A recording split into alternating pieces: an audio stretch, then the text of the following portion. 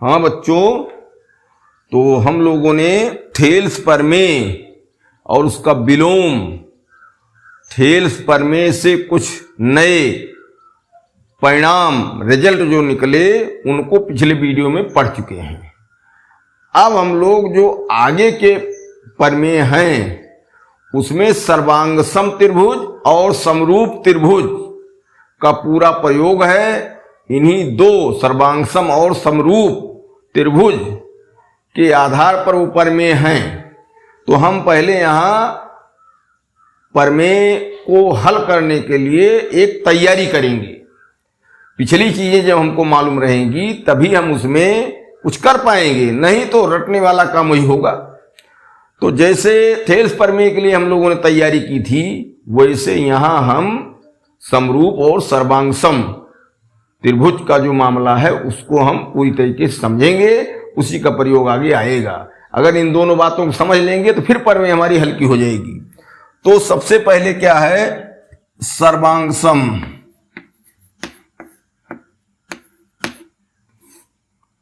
सर्वांग सम त्रिभुज और यहां समरूप त्रिभुज। देखो सर्वांग सम शब्द जो है, अगर इसका हम संध विच्छेद करें, इसको तोड़ें, तो ये बनेगा सर्व धन अंग धन सम। ठीक, और ये है समान रूप। समान रूप, इनके शब्दों के आधार पर अब हम त्रिभुजों के गुण समझेंगे। सर्व माने सभी, अंग माने त्रिभुज में हम पढ़ेंगे और किसी आकृति में यहां नहीं पढ़ना है। अंग माने त्रिभुज की भुजाएं और त्रिभुज के कोण, तीन भुजा और तीन कोण, ये त्रिभुज के अंग हो गए छोटो। और सम माने समान, अर्थात त्रिभुज के अंग समान हो, त्रिभुज के अंग समान हो, नाप जोख में समान हो। इसका मतलब भुजा भुजा के बराबर, कोण कोण के बराबर। तो दो त्रिभुज हैं, अगर उनकी तीनों भुजाएं अलग अलग नाप में बराबर हैं तो क्या होगा, उनके कोण बराबर हैं, तो ये कहा जाएगा सर्वांग सम त्रिभुज।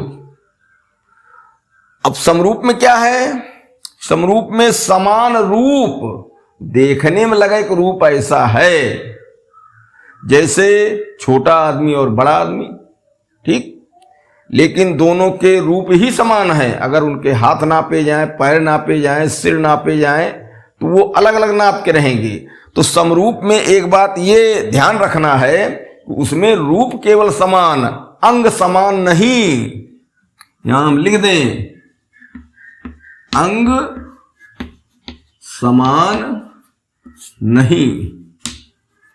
अब थोड़ी सी बात है, जैसे हमने कहा यहां कि तीन भुजा तीन कोण, 6 अंग हैं, और वहां हम लिख रहे हैं समरूप में अंग समान नहीं। तो होता ऐसा है कि चाहे छोटा त्रिभुज हो चाहे बड़ा त्रिभुज हो, दोनों तरह के त्रिभुजों के अंतः कोणों का योग 180 अंश होता है।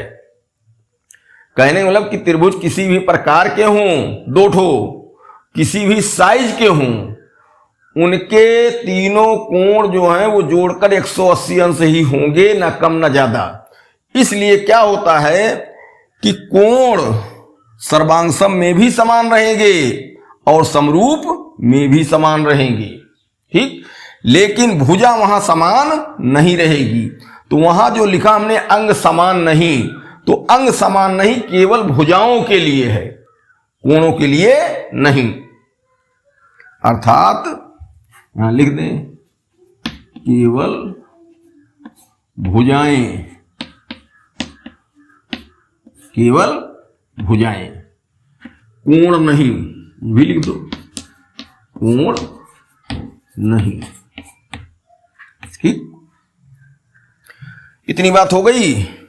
इसके बाद सर्वांग सम में चूंकि सब एकदम हूबहू बराबर, तो इसको कह देंगे कि साइज शेप समान, और उसको दूसरी भाषा में समझने के लिए कहें, जैसे कोई वस्तु हो तो किसी सांचे से बनती है, तो अगर उस सांचे से जितनी वस्तुएं बनी हैं सबको देखेंगे, सबके अंग समान होंगे कि नहीं होंगे? सबके अंग समान होंगे। साइकिलें बनती हैं, एक सांचे से बनती हैं तो साइकिलें समान होती हैं, सर्वांगसम होती हैं। इसी तरीके से तमाम देखो नट बोल्ट होते हैं, एक सांचे से बनते हैं तो सबके वो क्या होंगे? समान होंगे, कहीं भी उनको कस दिया जाता, कहीं भी लग जाते हैं। समरूप वाले में क्या होगा? एक सांचे से नहीं बनती हैं, कुछ छोटे सांचे से, कुछ बड़े सांचे से, लेकिन उनका रूप देखने में एक ही लगेगा।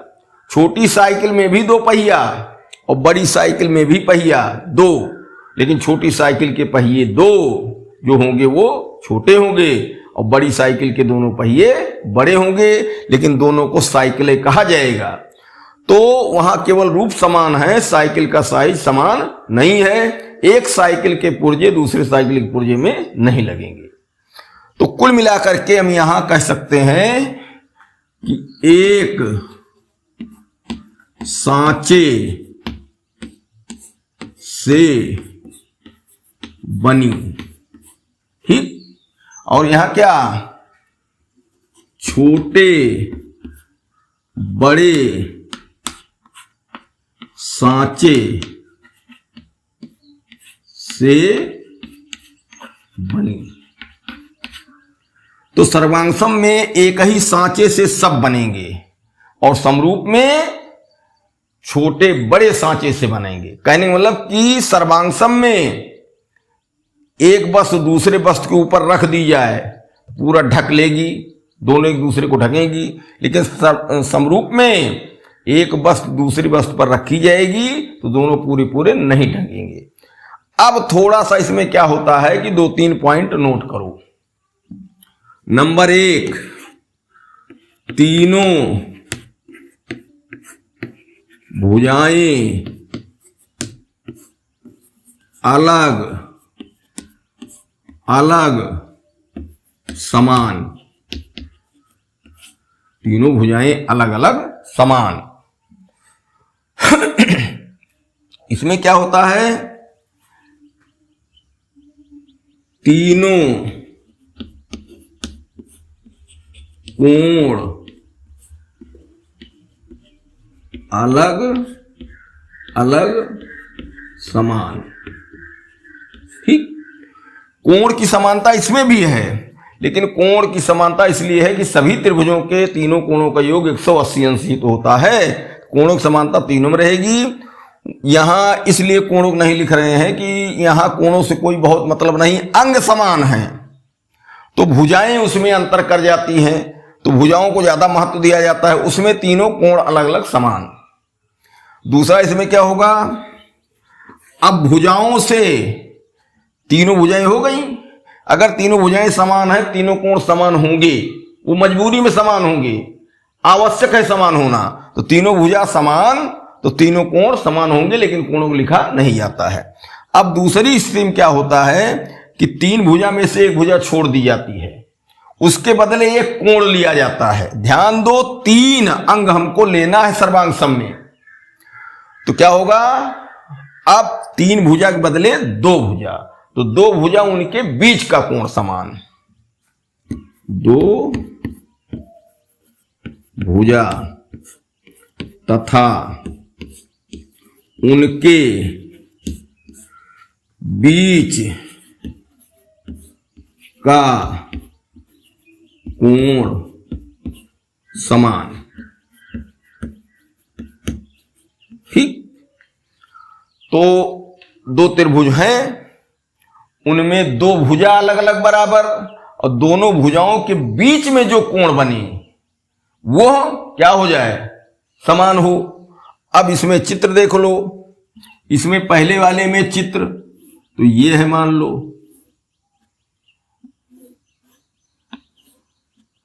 इसके बराबर ये है, इसके बराबर ये है और इसके बराबर ये, ठीक। इसमें क्या होगा? 2 त्रिभुज करो, तो ये कोण और ये भुजा दूसरे त्रिभुज में, यह कोण और यह भुजा और इसकी ये भुजा, इसकी ये भुजा बराबर। अब दो कोण जो बच रहे हैं, एक भुजा बच रही है, उसके बारे में कहने की जरूरत नहीं है, वो अपने आप बराबर हो जाएंगे। आवश्यक है उनको बराबर होना। कहने का मतलब कि ये तीनों तथ्य अगर मिल गए बराबर, तो जो तीनों तथ्य बाकी हैं वो बराबर हो जाएंगे। उसमें तीनों कोण अलग अलग समान है, उसी को भी समझे रहो, ठीक। उसमें ज्यादा आगे न बढ़ना है, आगे नहीं बढ़ना है। आगे बढ़ेंगे जब प्रमेय आएगी तो बढ़ेंगे। अब इसमें चौथा नियम एक है, तीसरा नियम। तीसरे में क्या होता है, जैसे देखो पहले तीनों भुजा ली गई, तीने लेना है सर्वांग सम में, तीनों भुजा अलग अलग बराबर है, त्रिभुज सर्वांग सम। अब फिर दूसरी स्थिति में क्या होती है, कुछ अलग स्थिति और बनती है। तो अगर दो भुजा दोनों त्रिभुजों की अलग अलग समान हो और उनके बीच का कोण समान हो, जैसे यहां हमने दिखाया, ये भुजाएं हैं बराबर, इनके बीच का कोण दोनों पड़ रहा है, अगर ये बराबर तो भी त्रिभुज सर्वांग सम। तो दो भुजा लिए, एक भुजा छोड़ दिए, यहां उसके बदले एक कोण ले लिए। अब आगे तीसरी स्थिति में क्या होगी, एक भुजा और छोड़ेंगे, तो दो भुजा थी, तब यहां एक भुजा रहेगी, ठीक। और कोण क्या हो जाएंगे, दो। भाई तीन अंग हमको रखना है, इसमें बताने में सर्वांग सम में तीन अंग हमको हमेशा प्रयोग में लाना है। तो क्या हुआ, यहां त्रिभुज के दो कोण अलग अलग समान, ऐसा लिख दिया जाए, एक त्रिभुज के दो कोण तथा एक भुजा दूसरे त्रिभुज के दो कोण और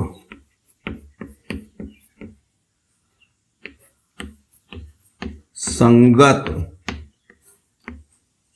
भुजा के समान। यहां थोड़ा सा इसमें समझो। पहली बात यही कि पहले में तीनों भुजें हो गई, कोई कोण नहीं लिया गया। दूसरी स्थिति में दो भुजा ली गई, एक भुजा छोड़ी गई, तो तीन हमको लेना है, तीन अंग, तो एक कोण ले लिया गया, उनके बीच का कोण हो गया। तीसरी स्थिति में एक भुजा और छोड़ेंगे, तो एक भुजा हुई और दो कोण हो गए। भाई तीन रखना है, तो कहने का मतलब कि पहले नियम में तीनों भुजा, दूसरे नियम में दो भुजा एक कोण, और तीसरे नियम में एक भुजा दो कोण। पहले नियम में कोई कोण नहीं, दूसरे नियम में एक कोण आया, तीसरे नियम में दो कोण आया। तो जैसे कोणों की संख्या बढ़ रही, भुजाओं की संख्या घटाओ। तो इसमें क्या है, एक त्रिभुज के दो कोण तथा एक भुजा, दूसरे त्रिभुज के दो कोण और संगत भुजा। अब यही संगत है, समझने वाली बात। संगत का मतलब यह है कि जो पोजीशन पहले त्रिभुज में भुजा की है, दूसरे त्रिभुज में भी वही पोजीशन भुजा की होनी चाहिए। जैसे कोई जो दोनों कोण लिए हो, एक कोण के सामने भुजा इसमें मान लो पड़ रही है, तो दूसरे त्रिभुज में भी उसके बराबर जो कोण हो, उसी कोण के सामने की भुजा हो बराबर, तब दोनों त्रिभुज क्या होंगे, सर्वांग सम। यहां देख ही लो, ये कोण और यह कोण दूसरे त्रिभुज के, यह कोण और इस कोण के बराबर हैं। अब इसमें मान लो त्रिभुज ये ले लिए, त्रिभुज की भुजा ये ले लिए, ये इस कोण के सामने भुजा है, तो इसमें इस कोण के सामने भुजा ये हो गई। अगर हम इसमें इस कोण के सामने भुजा लिए हैं और इसमें इस कोण के सामने भुजा ले लें ये वाली, तो गलत है। तो वही हमने बताया कि जिस पोजीशन में पहले त्रिभुज में भुजा हो, चूंकि भुजा एक है, उसी पोजीशन में दूसरे त्रिभुज में भी भुजा लेनी चाहिए।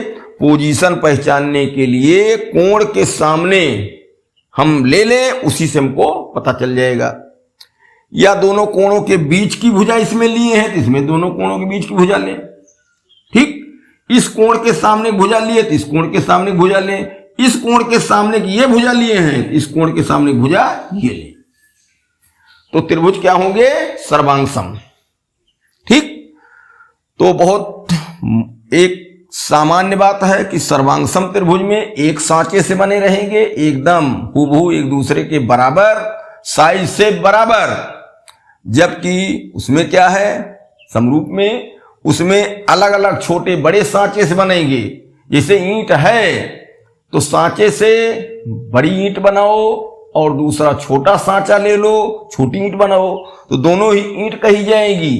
दोनों छोटी बड़ी ईंटों को ईंट ही क्यों कहते हैं? इसलिए कि वो ईंट जैसे ही हैं, तो उसमें एक जैसे देखने में लगेंगे रूप में, इसलिए शब्द लग गया समरूप, केवल रूप समान। तो सर्वांगसम में एक सांचे से बने और समरूप में अलग अलग सांचे से बने त्रिभुज होते हैं। उसमें बहुत पॉपुलर चीज है, तीनों कोण अलग अलग बराबर हो, तीनों कोण अलग अलग बराबर हो। भुजा के बारे में कुछ नहीं कहा जा रहा है, बाद में भुजा के बारे में कहा जाएगा, लेकिन शुरुआती प्रारंभिक ज्ञान तुम्हारा वहीं शुरू होना चाहिए। सर्वांगसम में एक सांचे सब बने हैं, सभी अंग सम, सभी अंग समान। बहुत सामान्य आदमी इसको समझ जाएगा कि भाई एकदम हूबहू नाप जोख बराबर हो, तब दोनों होते हैं सर्वांगसम। अब सर्वांगसम के लिए यहां तीन स्थितियां तुम समझो, ये स्थितियां तुम्हारे कक्षा 7-8 में रही थी। वहां अगर पढ़े हो तो कुछ उससे लाभ उठाओ, नहीं तो यहां फिर समझो। अब सर्वांगसम में तीन स्थितियां मुख्य रूप से कही गई हैं। अगर तीन अंग बराबर हो जाते हैं तो बाकी बचे तीन अंग क्या होते हैं? वो मजबूरी में बराबर होते हैं, या दूसरी भाषा में कहा जाएगा उनका बराबर होना आवश्यक है। तो तीनों भुजाएं अलग अलग अगर समान हैं तो तीनों कोण अलग अलग समान होंगे और सर्वांगसम होंगे। इसमें कहने मतलब भुजा को महत्व ज्यादा दिया गया है, उसमें कोण को, समरूप वाले में कोण को महत्व ज्यादा दिया गया है। इसकी सर्वांगसमता भुजाओं के द्वारा शुरू की जाती है, उसमें समरूप का गुण कोणों के द्वारा शुरू किया जाता है। दोनों में अंतर है। कोण जो है वो रूप तय करते हैं, भुजाएं रूप नहीं तय करती हैं, भुजाएं तो बराबरी बताएंगी। दूसरी स्थिति है तीनों भुजा में से अब एक चीज कम करो, तो तीनों भुजा है द्वितीय भुजा लो, लेकिन तीन हमको अंग लेना है तो दो भुजा अगर लिए एक जगह खाली हुई तो उसके बदले एक कोण ले लेंगे। अब कोण क्या लेंगे? कोण दोनों भुजाओं के बीच का होना चाहिए। जैसे इसमें दिखाया गया ये कोण ये कोण, अगर ये कोण और ये कोण बराबर हैं तो ये भुजाओं के बीच में कोण नहीं है, ये नहीं माना जाएगा। तो दो भुजा उनके बीच का कोण समान। अब तीसरी स्थिति में द्विभुजा छोड़ो, एक भुजा बची और अब द्वि कोण लो, तीन हमको अंग लेना है। ठीक, तो उसमें कहा गया एक त्रिभुज के दो कोण और एक भुजा, तो उसमें पहले त्रिभुज में दो कोण ले लो और एक भुजा कोई ले लो, चिन्हित कर लो। लेकिन अब जब दूसरे त्रिभुज में जाएंगे तो दो कोण उसमें ले बराबर मिले, और भुजा कैसी हो? जिस पोजीशन में पहले त्रिभुज में भुजा रही है उसी पोजीशन में दूसरे त्रिभुज में भी भुजा होनी चाहिए, अलग पोजीशन की भुजा नहीं चलेगी। इस तरीके से क्या होगा? दोनों त्रिभुज हो जाएंगे सर्वांगसम। तो इतना जो है करने के बाद अब हमारी जो अगली प्रमेय है वो हम सिद्ध करेंगे। और एक बात ये भी जान लो जो थेल्स प्रमेय है वो पूरी तरह से आगे की प्रमेय में प्रयोग होगी, इसीलिए थेल्स की प्रमेय को आधारभूत प्रमेय कहते हैं। आनुपातिकता की आधारभूत प्रमेय कहने मतलब कि उसी थेल्स प्रमेय पर ही अन्य सभी प्रमेय जो हैं वो आधारित हैं, उसी के सहारे हल की जाती हैं। तो अब इसमें जो प्रमेय है अगली उसको समझो, उसके बारे में कुछ हम चर्चा तो कर ही लें। इसमें उसकी साधारण प्रतिज्ञा समझ लें, उसका चित्र समझ लें। बाकी अगले वीडियो में उसको हल करेंगे, लेकिन कुछ काम तो कर ही लिया जाए। अब वो प्रमेय क्या है?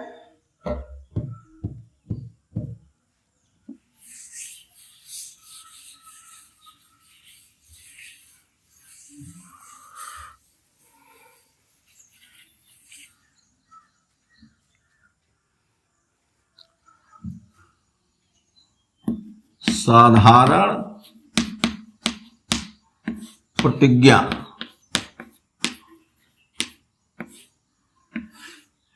ये इसमें कहा जाएगा कि यदि दो त्रिभुजों के कोण अलग अलग समान हैं, अर्थात दो त्रिभुज समान कोणिक हैं, समान कोण वाले हैं, यदि दो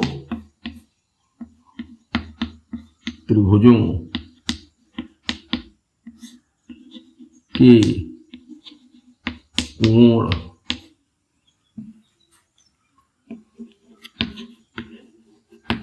अलग अलग समान हैं या समान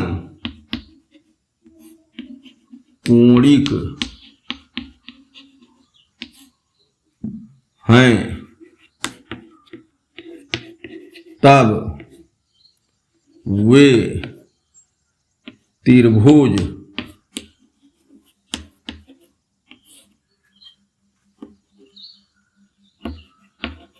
समरूप होते हैं या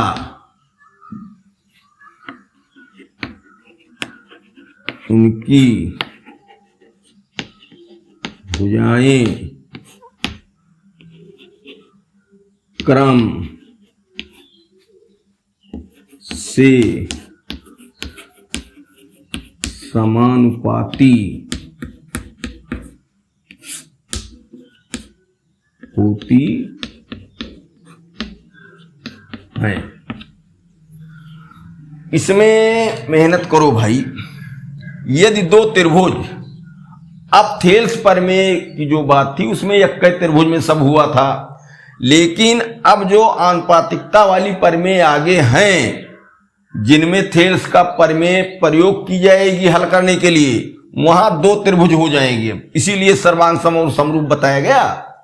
तो यहां डबल डबल त्रिभुज में अब बात होगी। ये दो त्रिभुजों के कोण अलग अलग समान हैं, तीनों कोण अलग अलग समान हैं या समान कोणिक हैं। देखो समकोणिक कहना अलग है, समकोणिक कहेंगे तो 90 अंश समकोण की बात आ जाएगी। यहां हम कह रहे हैं समान कोणिक, इसका मतलब कोण बराबर है, तब वे त्रिभुज समरूप होते हैं, समरूप होते हैं या उनकी भुजाएं क्रम से समानुपाती होती हैं। अब यहां जो समरूप शब्द आया है, समरूप शब्द से कुछ डायरेक्ट अर्थ नहीं निकलता है। अब यहां हम इसलिए बता रहे हैं कि अगर कोण बराबर तो भुजाएं समानुपाती तो समरूप। इसका विलोम कर लो, अगर दोनों त्रिभुज की भुजाएं क्रम से समानुपाती होती हैं तो उनके तीनों कोण अलग अलग बराबर होंगे, यह भी समरूप कहा जाएगा। कहने का मतलब कि जब समरूप सिद्ध करेंगे तो उसमें या तो तीनों कोण अलग अलग खोजेंगे, बराबर कर लेंगे, अथवा तीनों भुजाओं को क्रम से देखेंगे तो समानुपाती रहेंगी। समरूप का कोई अर्थ नहीं सीधे सीधे होता है। जैसे हमने कह दिया कि ये दो त्रिभुजों के कोण अलग अलग समान हैं, तो सिद्ध करो वे त्रिभुज समरूप होते हैं। तो ये सोचोगे कि कोण अलग अलग बराबर हैं, हमको समरूप सिद्ध करना है, तो समरूप कोई सिद्ध करने वाला तथ्य नहीं है। तो हम ये कहेंगे कि उनकी भुजाएं क्रम से समानुपाती होती हैं, यह सिद्ध करना है। और इसी को सिद्ध अगर कर देंगे कि भुजाएं क्रम से समानुपाती हैं तो त्रिभुज समरूप मान लिए जाते हैं। हमारे कहने का मतलब कि त्रिभुजों के कोण अलग अलग बराबर हैं तो उनकी भुजाएं क्रम से समानुपाती सिद्ध करना है, अगर दोनों त्रिभुज की भुजाएं क्रम से समानुपाती हैं तो उनके कोण बराबर सिद्ध करना है, यही समरूप रहेगा। ठीक, इस तरीके से अब अगले वीडियो में इसको पुनः आगे बढ़ाया जाएगा।